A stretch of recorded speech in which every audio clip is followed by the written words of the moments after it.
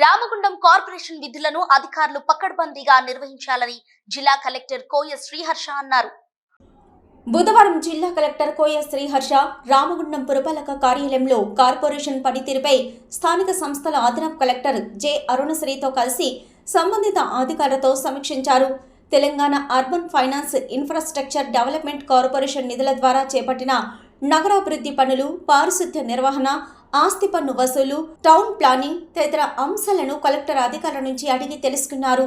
ఈ సందర్భంగా జిల్లా కలెక్టర్ మాట్లాడుతూ నగరంలో టీఈఎఫ్, ఐడీసీ ద్వారా చేపట్టిన అభివృద్ధి పనులను వేగవంతంగా పూర్తి చేయాలని, వరద నియంత్రణ పనులకు ప్రాధాన్యత కల్పిస్తూ వచ్చే వర్షాకాలం నాటికి పూర్తయ్యే విధంగా చూడాలని కలెక్టర్ సంబంధిత అధికారులను ఆదేశించారు.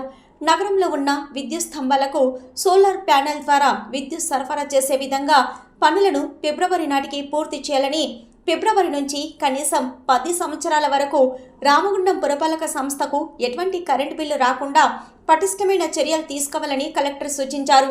నగరంలో 1,25,00,000తో చేపట్టిన త్రాగునీటి సరఫరా పనులు వేగవంతంగా పూర్తి చేయాలని అన్నారు.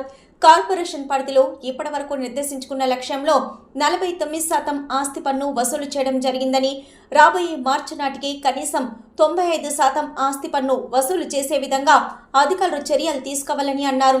పారిశుద్ధ్య నిర్వహణ కోసం నూతనంగా కొనుగోలు చేసిన ఆటోలు, ట్రాక్టర్లు సోమవారం నుంచి వినియోగించాలని, నగరంలో పారిశుద్ధ్య నిర్వహణపై ప్రత్యేక దృష్టి సారించాలని, చెత్త సేకరణకు సంబంధించి నిర్దేశిత షెడ్యూల్ ఫాలో కావాలని, రోడ్లపై ఎక్కడ చెత్త లేకుండా చూసుకోవాలని కలెక్టర్ ఆదేశించారు. కార్పొరేషన్లోని టౌన్ ప్లానింగ్ అధికారులు అక్రమ నిర్మాణాలు లేకుండా చర్యలు తీసుకోవాలని, అనుమతి లేకుండా ఎక్కడైనా నిర్మాణాలు జరిగితే వెంటనే తొలగించాలని తెలిపారు.